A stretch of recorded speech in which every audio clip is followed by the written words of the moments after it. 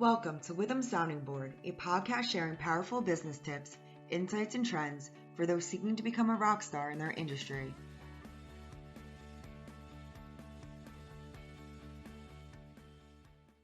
Hi, my name is Derek White. I am a principal in the San Francisco office here at Witham, and we're doing a follow-up to our first one that was specific about R&D in the industrial consumer product space. This one will be focused on a few items that tend to get lost in translation and around top mistakes people make, maybe ways to maximize the credit, thinking about state level research and development, and then we do want to revisit the payroll tax credit because of the powerful use to this. So Darcy, why don't you reintroduce yourself, and then we can dive into our topic today. Oh, perfect. Well, hello, everyone. My name's Darcy Long. I'm a manager with Witham's R&D Tax Credit Services Group. I'm excited to be here again today to speak with Derek. Oh, thanks. And I know it's such a powerful tool to use the credit for many things, but I want to go back into the payroll tax credit. So can you just give us a refresher on the use of the credit and why it's so powerful for many of our small businesses? Yeah, absolutely. So for our small businesses, specifically qualified small businesses, as the IRS defines it, companies that have less than $5 million in gross receipts for that current tax year, so for 2025, for example, and those companies that have not had gross receipts for more than 5 years would fall under that definition and therefore be able to use the credit against their quarterly payroll taxes. So that gives our small businesses a more immediate way to monetize the credit. Essentially, the way that it would work is you would claim it on your tax return. Say you filed in Q2 of this year. You would then get to start using the R&D credit immediately in Q3 to begin offsetting your payroll taxes. So for companies that don't yet have tax liability, it's a great way to start getting, credits for that money you're spending on R&D anyway, and being able to immediately use it to cover some of those payroll taxes. That's great. I mean, that's a powerful benefit, especially for those who are spending all this money up front and trying to find a way to recuperate it, given to what you're saying, there's no tax potentially because they might be a lost company. So I know it used to be $250,000. Has there been an update to that amount? Yeah, starting back in 2022, they actually increased the amount to $500,000 per year that you can claim against your payroll taxes. And the credit rolls forward indefinitely. So if you claim up to that 500,000 amount, you keep carrying it forward until you use it all. So that benefit's always there for you once you claim it. Well, that's great, because I know that on the federal tax side of things, R&D tends to have a shelf life.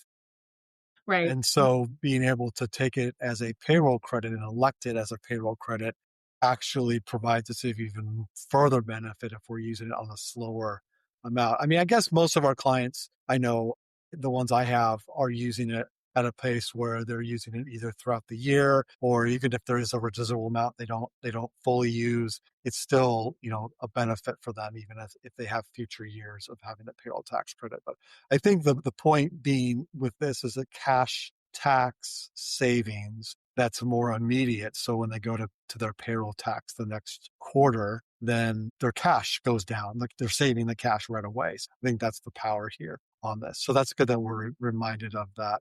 So I think this tool is very helpful. And this doesn't necessarily apply only to C Corps, right? So if we do have a client that is a pass-through entity, like an LLC as an example, they could still consider using this for their payroll taxes. Yes, correct. Yeah. Any entity is able to claim it against payroll taxes. Got it. Okay, so that's perfect. So let's talk about any state-specific updates or items that are important. And I know that a lot of states may have R&D, and we may not talk about each and every state, obviously, because of the quantity, but maybe we can cherry pick a few of them and talk about some of the nuances we're seeing with states. Yeah, definitely. The biggest one that comes to mind is California. The California State R&D credit recently got a really big update where they've now started to more closely mirror the federal calculation method, which all that really means is you'd now be able to claim a larger California credit than you've ever been able to in the past, because they've updated, the percentages that you use in the calculation and therefore the amount of expenses that you can take. So that's a really big update, starting with 2025 specifically. I think it's good that you're bringing up California, because I think something to be considered here is that there are some legislation we're currently in the third year, I believe, of this legislation, where there are limitations potentially if you are using too much credit. And now most of our clients, I don't think, are in this camp, but I think I will just say that back in 24, Governor Newsom signed into law some legislation that limited NOLs and credits based on certain amounts that you're using. On the credit side, I think it was a $5 million number that you're using, but it still goes to show you that there are some impacts that we just have to be mindful of, that we could be creating these R&D credits at the state level, but some of the limitations might be there in some respects. Maybe as just a general rule, do you see any other states that have like a payroll tax type credit regime like the federal government? The one that does come to mind is Georgia. You can actually claim or elect to claim the Georgia credit against your payroll taxes as well in the state. But there's some other states that have refundable credits actually, whereas the federal credit is non-refundable. So what do you mean by refundable? When you're saying refundable, what is the example that would allow a taxpayer to get refunded based on a credit? Yeah. So for example, like Connecticut, they're a state that has a refundable R&D credit. So in that case, beyond what you owe in taxes, any remaining credit, you can fill out an application, send it to the government, and have them actually send you a check, refund you for up to 65% of the credit that you're claiming that's beyond the tax that you actually owe.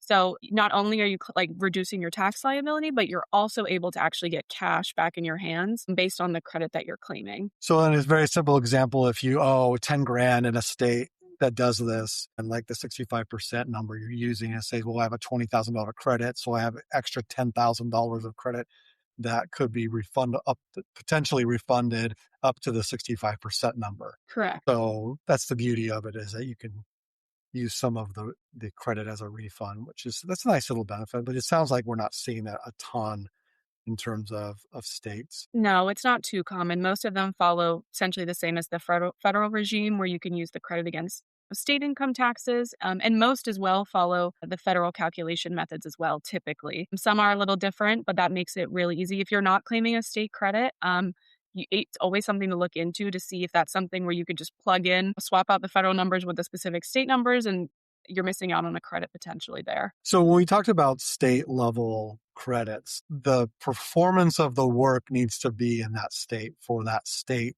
to drive the credit calculation. Is that correct? Correct. Yes, it's all about where the activities are being performed. So whether it's, employees in that state, or if you have some contractors that you're using that are located in that state as well, those are all expenses that you can look to claim, as well as, like we talked about last time about some supplies expenses. That's all that can be claimed in whichever state they're being used. So if you have employees using those supplies, that materials in the state of Connecticut, for example, you can claim those supplies expenses in that state. Okay. So we're talking about some of these states that have opportunities to provide the benefit. So on that note, are there states we should avoid if we're thinking only from an R&D standpoint? One state that comes to mind in terms of maybe a bit more risky in terms of claiming an R&D credit is Texas. Even though, the state's really promoting investment in the state and moving businesses into the state, we've been seeing a very aggressive stance from the state where they're auditing a lot of these R&D claims. So even for our clients, even if, they're very qualified for the credit, they deserve it, they should be getting those, that return on their expenses. We've seen the state auditing claims as small as $20,000 in credit, which is a much lower threshold than we're seeing even federally or in other states. So that's somewhere that we always caution our clients when claiming the credit, just to be aware that there is that higher chance, just because that's the way the state has been operating just a bit more aggressively with these claims. That's a good point to revisit in this podcast, is that, first one we talked about the fact that on the surface, R&D sounds amazing. These governmental jurisdictions put them in place to try to help promote growth, promote jobs. But at the end of the day, it's still a documentation exercise. And while this is a high flag item on the IRS side, we would say the state, some states follow suit, Texas being one of them, so very business friendly state for the most part. But when it comes to their tax regime, they're very aggressive. You need to have a team like ours look at all of the qualified expenses, make sure everything is above board. If you're using a firm that's aggressive in their R&D tax credit calculations, you could be at significant risk for some of that being clawed back. I mean, we see that with other states too. They want to be aggressive with how they come out with their audits and examinations. Is there any other states that we would say, like, just be careful? There are some states that make it really easy to claim the credit. They follow the federal regime, same calculation method, all of that. But there are some states where they actually have an application process to even claim the credit. That's definitely something to be aware of because they have deadlines for those applications. Some of them can be very soon after the end of the calendar year. For example, one state with an application is Pennsylvania. For them, you have to fill out a bunch of information about why you qualify, what your expenses are, all of that. So they still do have a benefit there, but just something to keep in mind. Some states do have additional requirements to actually claim that credit. And you want to make sure that, all that information is being filled out correctly, especially with your tax advisor. Because we've had typically a bit of back and forth with the state to answer any questions and things like that. So you want to make sure that you're capturing everything they're looking for in order to get that benefit fully. So key is that we are talking sooner than later with clients about that. So if you're listening to this and you have a different preparer other than with them, then the question is, are you having to go through those hoops? And so having communication with your tax advisor throughout the year so that, we're not on the back foot. If we miss a deadline, that's it. We've missed it. The expertise we bring can help with that sooner than later. But from an operational standpoint, from an R&D standpoint, what are some of the biggest mistakes that you see being made? Yeah, some of the mistakes I would say would include like overestimating employees' time spent on R&D. So maybe not thinking critically enough about, what that individual is doing on a day-to-day, maybe what their job title or their technical background is, and maybe claiming or estimating a bit over the amount of time that should be included and just taking a bit of a riskier position. That's something that we see sometimes with R&D studies. Another item, and I wouldn't necessarily call it a mistake, but maybe more of like a tip for making this process easier. Because as we've said throughout this podcast and the last one, the documentation is the most difficult part of claiming the credit. And a way that you can make that easier on yourself for the R&D study is finding some type of method to track the projects that the company is working on and what labor costs are associated with that, or what employees worked on that project, or even if you have materials and supplies, tracking those to projects or tracking which contractors worked on which projects. All of that is something that you can do to make, the process a bit easier at the end of the year, going back and seeing, who did what and what expenses are tied to which projects. It makes the review easier. If you ever were to be audited and needed to review this information with the IRS, you have all of that easily tied together because they're really focused on what we call a project-based approach, where they look at the project and they look at what's tied to that. So if you already have that set up in your system, it makes the process a little bit easier rather than using estimates to figure out that information, which is still, a path you can take, but definitely something I would keep in mind. A documentation process a little bit easier at the end of the year. Yeah. So we're talking about really amazing things like time card tracking and really good contemporaneous record keeping. I think a lot of the conversations we get, especially for the smaller businesses,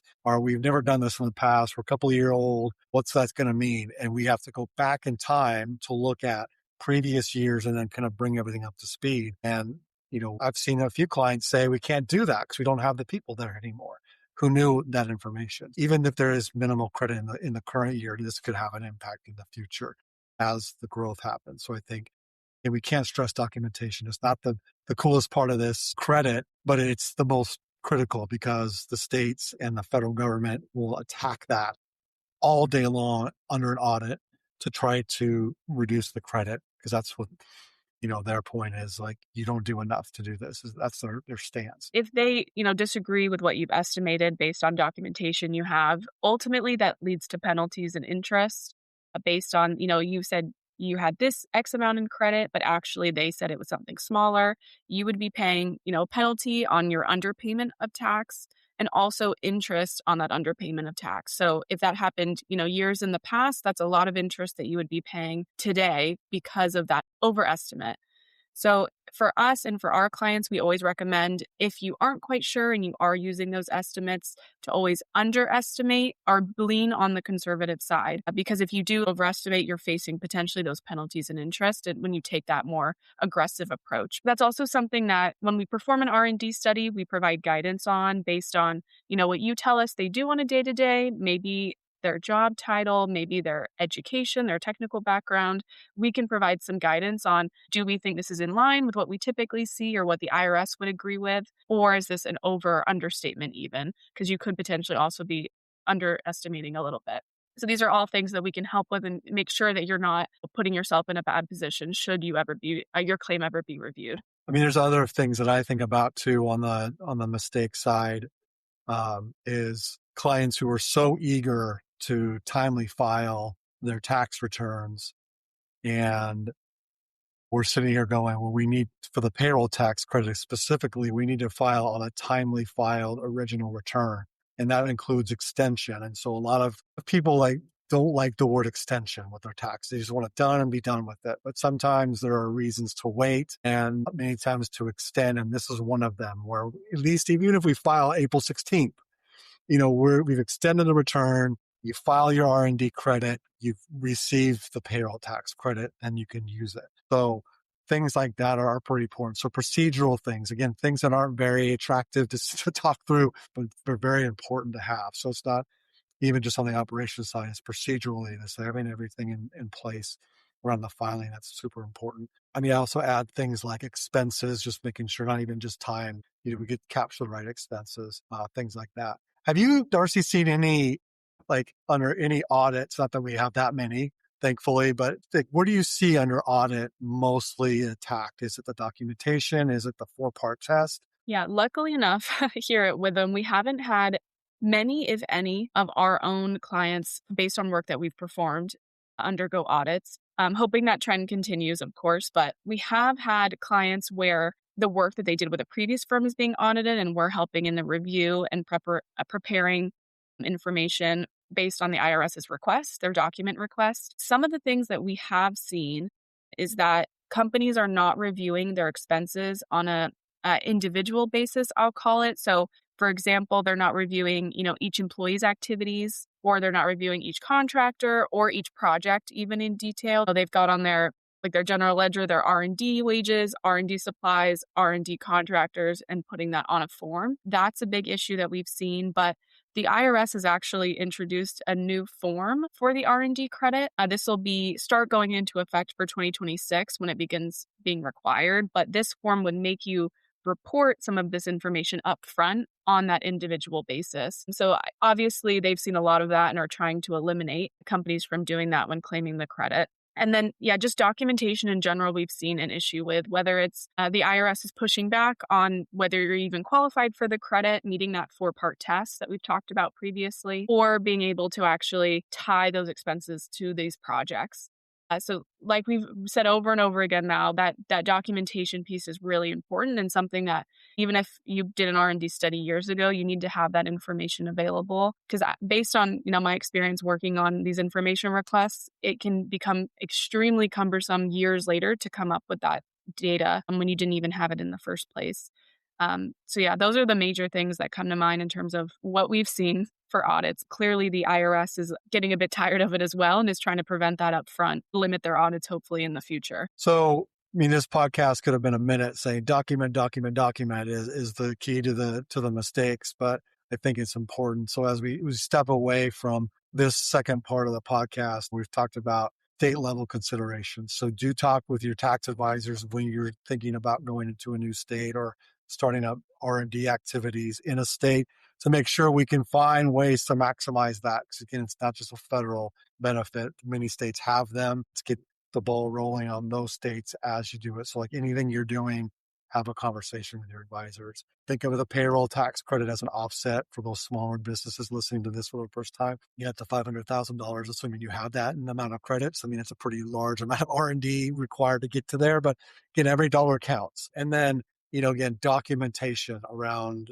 this. It's super key. 2026 will be an even bigger jump with respect to what the IRS will require on the forms, which will raise the level of support needed to do this. And so while you might be one of those clients that, I got from my advisors just a questionnaire that says, do your wages, tell me who you're doing, who does the work, and that's it. There's no other substantive, study and analysis done. Like, that's not going to fly. It's going to be a recipe for a lot of risk. And so while, we don't ever, want to have you do a ton of administrative work, it's needed for this. And this is one of those areas that require a lot of diligence on both the part of your advisors and you. And so with them, we're here for that. So Darcy, do you have any other thoughts that you want to say before we sign off? We could summarize with just documentation. That's the key point here, and just something to keep in mind for sure. And just making sure that your tax preparer or tax advisor is putting you in a good position should you ever need that documentation. And even if you're not required to do that form, it's clearly something that provides you a guide if you were to be audited, what they're looking for. Yeah. So Darcy, thank you again for joining on. You can reach Darcy or myself with any questions, along with any of our tax professionals here at Withum. But thanks for taking the time to listen. Yeah. Thank you, Derek. And thanks, everyone.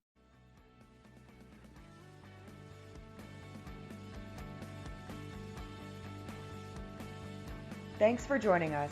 Be sure to subscribe to our podcast so you'll be first in line to hear what's coming next. Don't want to wait for our next episode? Check us out at withum.com. That's WITHUM.com.